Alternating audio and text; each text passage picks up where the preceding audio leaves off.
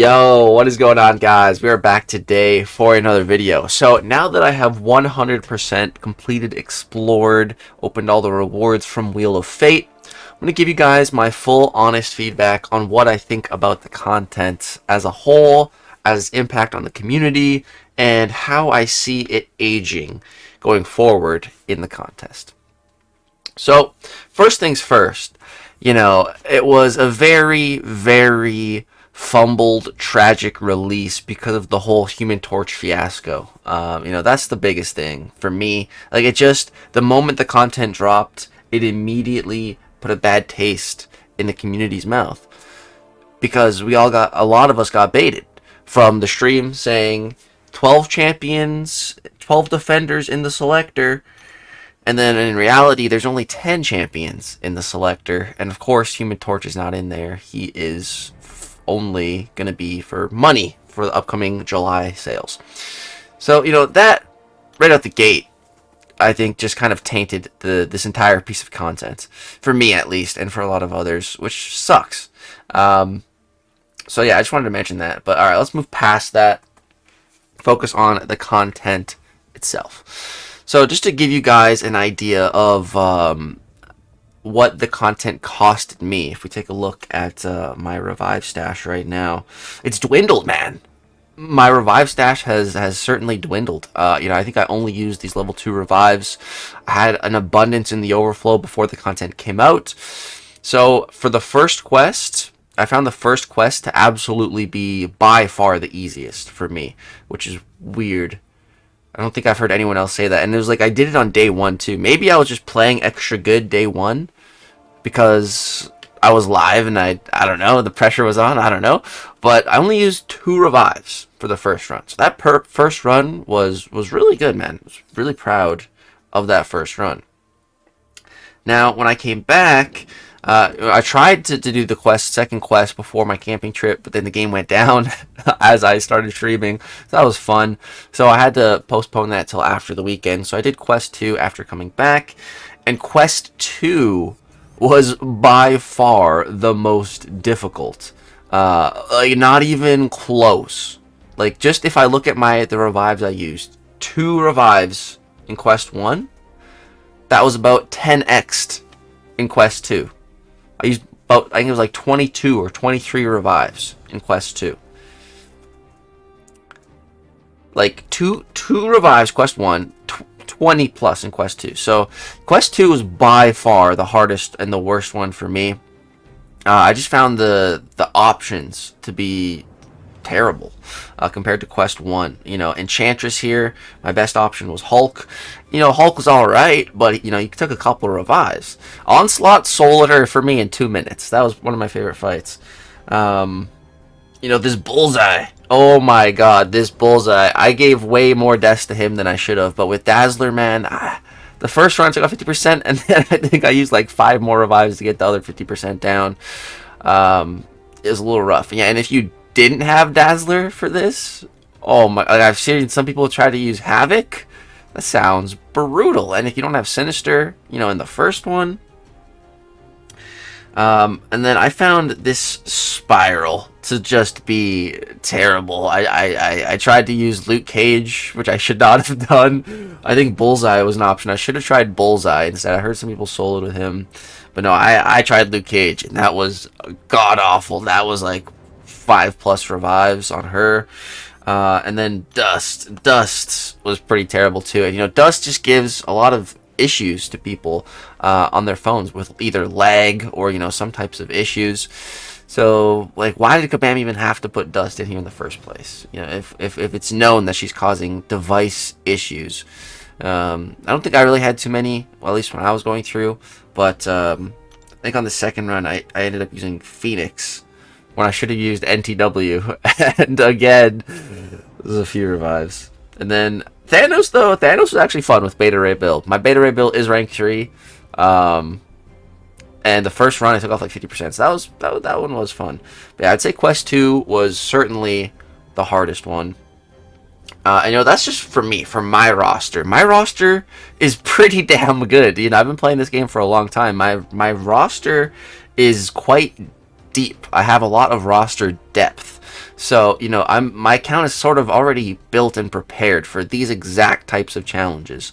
So if me, being a pretty good player and having a very deep account, this content is, you know, kind of targeted at, if it still took me about 30 revives to clear the entire thing, you know, that's going to be brutal for someone with like a roster half the size of mine.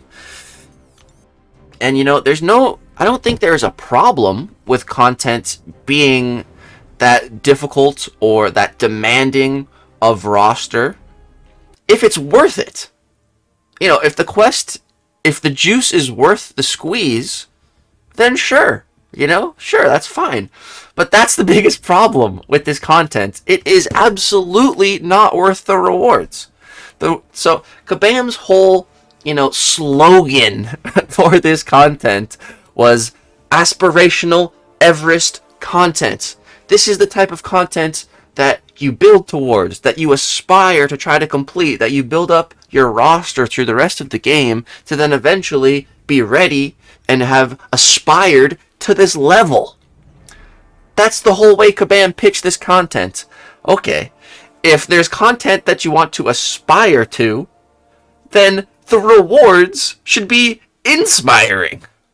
The rewards should make you want to build up your account and get in there. But the rewards don't do that. The rewards suck.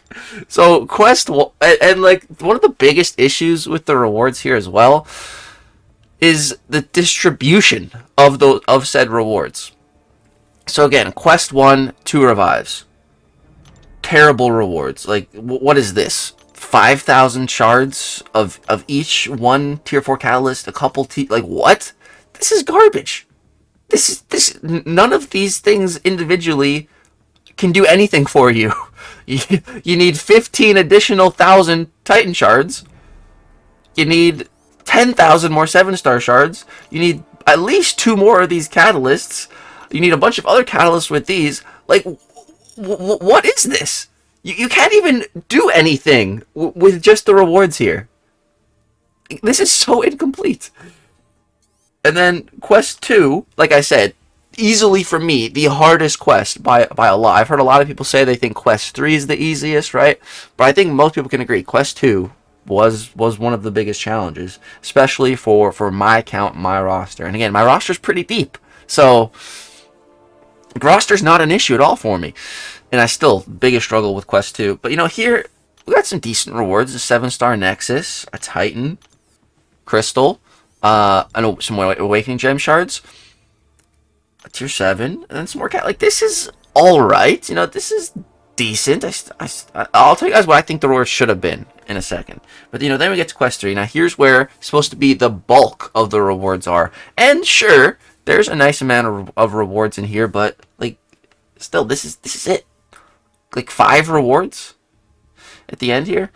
And, you know, it's some big stuff. 2 full Tier 7 basic catalysts. That's great. A bunch of Tier 4 alpha catalysts. That's great. Awakening Gem Shards. This is good, but I feel like this should have already been front-loaded. And then here we have a 5-champ Epoch Nexus. And then here we have the Selector. And again, the Selector just kind of has resulted in distaste because of the whole Human Torch thing that got started, you know. There's no Thor Ragnarok either, one of the other defenders in the quest. But yeah, man, I really think that the biggest issue with this content is the rewards themselves. Because, you know, what's the point of having a challenging piece of content that you want to aspire to if by the time you've aspired to be ready for that type of content, the rewards become completely irrelevant to you? You know? Like, let's say 6 months. Let's say a 6-month timeline from when the content drops for your account to be ready to do the content. You know, you've taken 6 months, you've grinded other aspects of the game, you built up your account, you built up your roster, you've gotten some good counters. Now you're ready to approach this content, right? 6 months from right now, you know, we're going to be getting into the banquet. There could already be the next level of 7-star, the next rank, the next catalyst type. I think it's going to be Tier 5 alpha catalysts. There could already be Tier 5 alpha catalysts 6 months from now. You know, like this content, it's not going to be even close to as relevant, and it's barely relevant right now. So many people don't like this content at release. You think they're going to like it 6 months later?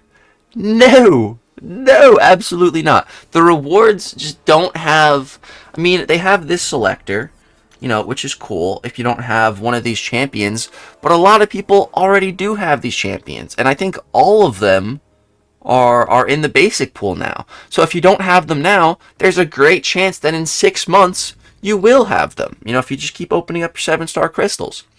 So, like, I don't think this is that special of a reward. It's not like there's any exclusive champions in here that you can't get somewhere else, like Human Torch or Thor Ragnarok or, you know, something cool. There's none of that in here, you know? There's relevant rank up material right now to the current rank, which is good. There is an Awakening Gem, you know, which is good.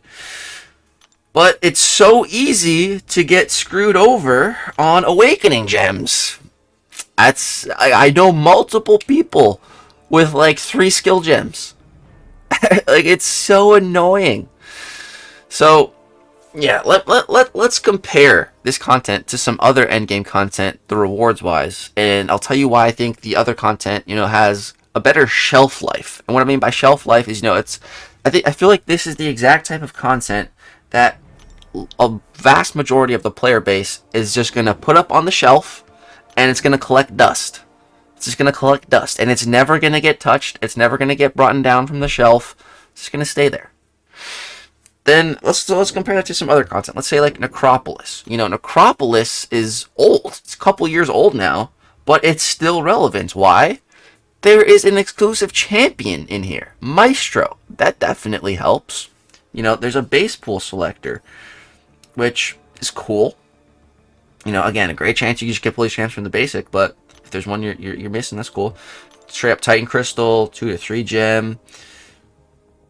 You know, there's some decent stuff in here. And then when you also compare it with the other challenges, like the Deathless challenges and all those other Karina ones, you know, it can absolutely be totally worth it to still do some runs in Necropolis. About to call it Labyrinth. You got that guillotine piece in there too, if you're still chasing that. So, you know, this content still absolutely has relevance. Oh yeah, and the mastery point. So, like, this content absolutely still has relevance. You know, if we compare it to something a little bit newer, like Epoch of Pain, you know, that came out earlier this year. Let's compare that. So, Epoch here, like, the rewards are insane. You know, there's a full-on generic Awakening Gem. Now, it's not to say that it should have been a generic in this content. It would have been nice. But it's not like there's only 2 choices. It's not like it's random Awakening Gem or generic Awakening Gem. There's no in between. There is in between. There are Nexus 7-star Awakening Gems. You know, that's the type of thing that should have been in there. So you don't just get screwed over by RNG and get the same stupid Awakening Gem again. You know, if you're not going to give us a generic, at least give us a Nexus. We can pick 1 in 3 classes. That would be so much better. That would have been so much better. XP tokens. Why was there no XP tokens in Wheel of Fate? There's no reason to exclude XP tokens. You can totally throw some of that in there. That would have been nice. Yeah.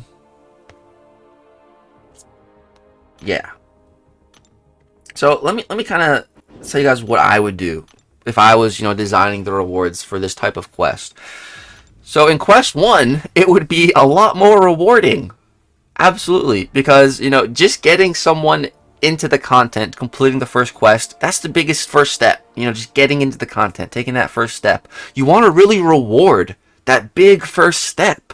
So I would front load some rewards after beating that first quest. Have the first quest really reward you. And then have the second quest maybe still be rewarding, but not like such a crazy big step reward, because I've already gotten you into the content, you know?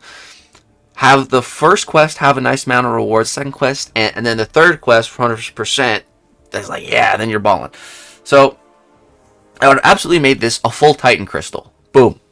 Full Titan. You complete the first quest, you get to open up a Titan. Boom. That's one of the biggest rewards. Boom, you get to open up a Titan.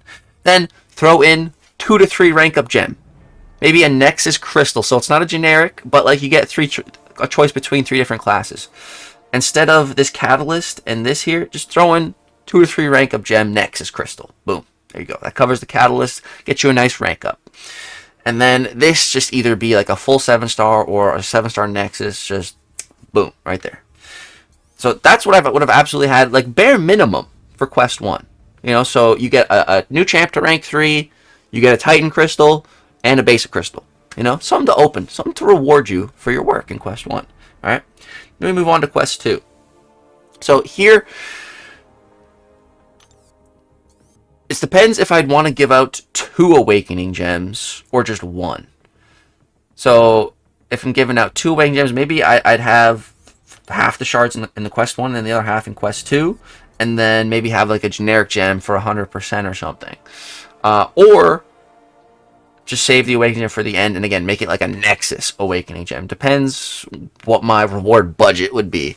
But I would absolutely not just leave it as a random Awakening Gem. No. At the bare minimum, give the players a Nexus. So you don't get your 3rd consecutive skill or mutant gem. You know, whatever you keep pulling a lot of. Let me know in the comment section down below. What's your highest amount of 7-star Awakening Gems? Which class it is. Like, I've opened more than 5 Awakening Gems, and I'm pretty sure there's still 3 classes I've yet to pull. I have never pulled Mutant. I've never pulled Cosmic. I've just never pulled those Awakening Gems. Like, that sucks. I really want Awakening Gems in those classes, you know? It's not fun. And then, you know, for Quest 3, one of the big things that I would do is, so, you know, there's all these champions here, right, that you can select from. Sure, I'd leave that in, you know, and let's just say we can't put Torch or Thor Ragnarok in. You know, it's too late for that. It's not happening anyways. You know, what I would change here is I would make it so that if you're picking a Deathless piece, you can pick at least 2. At least 2, you know. I think right now you can only pick 1. I would change that to 2. And then this right here. This is what I would change the most. And if this one little change was made, you know, if all these changes that I've talked about were made, I think this content would have a much better shelf life. But the biggest thing, and the biggest reward I would put in here, you know, like let's say you don't need any of these champions. This is supposed to be, it's called the Wheel of Fate Selector. You're supposed to be selecting your fate right now. Okay, this should be like one of the best rewards in the game. But let's say you already have all these champs. You know, you don't need this. What I would make this, and it's not something we haven't seen before. This was given out in the banquet last year, and what it was essentially a Titan Nexus Selector. So it's basically you open that up, and I believe you can select just any champion out of the Titan, straight up. You get to pick that one champ from the Titan you can't pull, the one champ you've been targeting. Boom. You choose your fate. You select your fate. You can pick one champ straight up from the Titan Nexus, and you could hold this crystal so that, you know, whatever champion you really want, once they enter the Titan, boom, you open it, you can guarantee just boom, pick that champ. That would make this content, like, that would make people actually strive and aspire to do the content. You know, if they knew they had a guaranteed any champ in that Titan, especially with how the Titan just changed with this content. It was such a prime opportunity to do something like that, Kabam. They missed. Like, for me, personally, Yelena Belova. That is a big champ that I'm missing from the Titan right now. I've pulled a lot of the others. I'm like debating if I even want to keep opening, but I'm missing that one. I'm also missing Okoye, you know? So, like, if there was a full selector to go for one of those champs that I'm missing, that would be so incredible for me. That would absolutely be something I would aspire to, and so many other people would as well. You know, this content is just really missing a type of reward like that, in my opinion. And, you know, there's like an Epoch Nexus here as well. Again, like, give me like a current 7-star basics pool selector at the end of all this, man. Like, let me pick the 7-star that I'm missing. It would have been nice, man. Yeah, just think the rewards was the biggest miss, and especially the way they distributed the rewards, I think it's just a very big miss. You don't want to shaft the first quest rewards wise. even if it is a bit easier, you want to reward people for taking that first big step, entering into the content and getting it done. So yeah, that's my thoughts and opinions on everything. I'm not a game developer though, you know, I've just been playing the game for almost a decade, so I do feel like I know quite a bit, but I don't know, I could be totally wrong. It's just my thoughts, what's going on in my brain. I definitely think a little bit differently than most people. But yeah, guys, that's going to go ahead and wrap it up. That's my thoughts on Wheel of Fate. Overall, you know, that's how I'd fix it. Overall, I still enjoyed the content. Having an account of my size and a basically limitless stash of revives, potions, and, you know, free crystals on hand if I ever run out, you know, it's fun and enjoyable for me because it doesn't really matter how much revives, how much items I use, you know, because I have a big stockpile and I'm just live streaming, hanging out with the homies, having a good time. So, you know, for me personally, I did enjoy the content. It's definitely not my favorite, but I had a decent enough time with it. It was fairly challenging. I think some nodes and some champion pools are a little restrictive, but I really think the biggest issue in this content is the rewards. If you're going to require such roster depth, it needs to be rewarded, and it needs to be something that people can actually aspire to. So yeah, that's all my full thoughts on the Wheel of Fate. I hope you guys enjoyed the breakdown. Drop a like if you agreed with anything I said, if you appreciate the breakdown. Drop a comment if anything I said you disagree with. I'd love to know, how would you change the rewards or make them better, more approachable. Let me know in the comment section down below. Thank you so much for watching. Hope you have a great, wonderful day. And let me know what your progress is on the current Wheel of Fate. Have you done 1 quest, 2 quests, nothing? Do you plan to never touch it? It's just going to sit on the shelf for you? I'd love to know. Let me know. All right, guys. Peace out. Have a good one.